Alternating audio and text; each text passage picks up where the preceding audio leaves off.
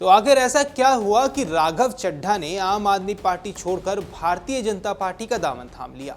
क्या ये सिर्फ राजनीतिक रणनीति है या इसके पीछे कोई गहरी वैचारिक लड़ाई छिपी है? यही सवाल आज देश की राजनीति के केंद्र में है।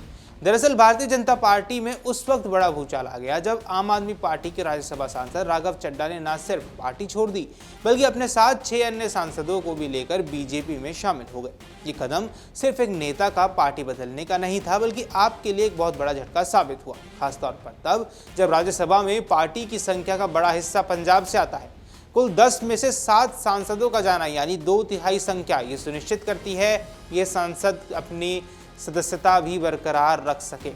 इससे साफ ये है कि कदम पूरी रणनीति और गणित के साथ उठाया गया है, लेकिन इस पूरे घटनाक्रम का सबसे महत्वपूर्ण पहलू है राघव चड्ढा का बयान।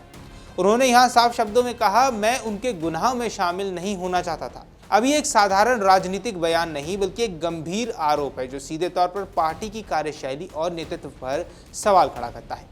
राघव चड्ढा ने अपनी प्रेस कॉन्फ्रेंस में कहा कि उन्होंने राजनीति में करियर बनाने के लिए कदम नहीं रखा था बल्कि अपना करियर छोड़कर देश सेवा के लिए राजनीति में आए थे। लेकिन जब उन्हें लगा कि पार्टी अब देश के लिए काम नहीं कर रही है बल्कि अपने निजी हितों के लिए काम कर रही है, तब उन्होंने दूरी बनानी शुरू कर दी।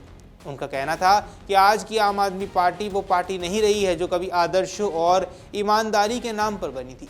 उन्होंने ये भी खुलासा किया कि पिछले कुछ वर्षों से वे पार्टी गतिविधियों से दूरी बनाए हुए थे और कई लोग उनसे इस दूरी का कारण पूछते थे, लेकिन उन्होंने उस समय चुप रहना ही बेहतर समझा क्योंकि वे अंदर से चीज़ों को सुधारने की कोशिश कर रहे थे।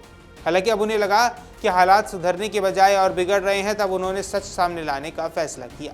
उनके बयान का सबसे तीखा हिस्सा तब सामने आया जब उन्होंने कहा, मैं उनकी दोस्ती के काबिल नहीं था क्योंकि मैं उनके गुनाह में शामिल नहीं था। ये बयान न सिर्फ व्यक्तिगत असहमति को दर्शाता है बल्कि ये भी संकेत देता है कि पार्टी के भीतर कुछ ऐसा जरूर चल रहा था जिससे वो खुद को जोड़ना नहीं चाहते थे। अब राजनीतिक विश्लेषकों के मुताबिक ये बयान कई तरह के संकेत देता है। एक तरफ ये पार्टी के अंदर कथित भ्रष्टाचार या समझौते की ओर इशारा करता है, वहीं दूसरी ओर ये भी बताता है कि राघव चड्ढा खुद को एक साफ सुथरी छवि वाले नेता के रूप में स्थापित करना चाहते हैं।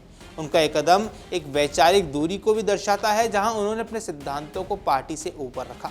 हालांकि आम आदमी पार्टी ने इस पूरे घटनाक्रम को धोखा करार दिया है।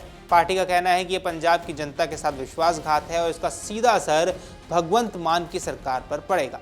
पार्टी नेताओं ने आरोप लगाया कि बीजेपी ऑपरेशन लोटस के जरिए विपक्षी सरकारों को अस्थिर करने की कोशिश कर रही है। अब अरविंद केजरीवाल ने भी इस मुद्दे पर प्रतिक्रिया देते हुए कहा कि बीजेपी ने एक बार फिर पंजाबियों के साथ धोखा किया है।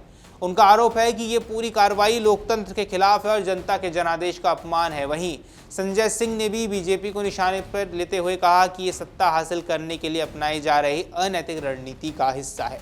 दूसरी ओर बीजेपी इस पूरे घटनाक्रम को एक सकारात्मक राजनीतिक बदलाव के रूप में पेश कर रही है। पार्टी का कहना है कि जो लोग देश के लिए काम करना चाहते हैं उनके लिए बीजेपी एक स्वाभाविक विकल्प है। बीजेपी नेताओं ने यहां दावा किया है कि आम आदमी पार्टी अपने मूल सिद्धांतों से भटक चुकी है और यही वजह है कि उसके नेता उसे छोड़ रहे हैं। इस पूरे घटनाक्रम को अगर गहराई से समझे तो ये सिर्फ एक राजनीतिक दल बदल की कहानी नहीं है, ये उस संघर्ष की भी कहानी है जहां एक नेता अपने सिद्धांतों और पार्टी लाइन के बीच फंसा हुआ था। राघव चड्ढा का यहां दावा है कि उन्होंने अपने सिद्धांतों को चुना, जबकि आपका आरोप है कि उन्होंने सत्ता और अवसर को चुना। अब सच्चाई क्या है ये आने वाला समय ही बताएगा, लेकिन इतना तय है कि इस घटनाक्रम ने भारतीय राजनीति में एक नई बहस को जन्म दिया है कि क्या आज की राजनीति में विचारधारा की कोई जगह बची है या सब कुछ सत्ता और रणनीति के इर्द गिर्द ही घूमता है। राघव चड्ढा का ये कदम न सिर्फ आपके लिए बड़ा झटका है बल्कि ये पूरे विपक्षी गठबंधन के लिए भी चेतावनी है। आने वाले दिनों में इसका असर न सिर्फ पंजाब की राजनीति बल्कि राष्ट्रीय स्तर पर भी देखने को मिल सकता है। अगर आप ये वीडियो YouTube पर देख रहे हैं तो हमारे चैनल को सब्सक्राइब कर बेल आइकन दबाएं और Facebook पर देख रहे हैं तो हमारे पेज को लाइक करें।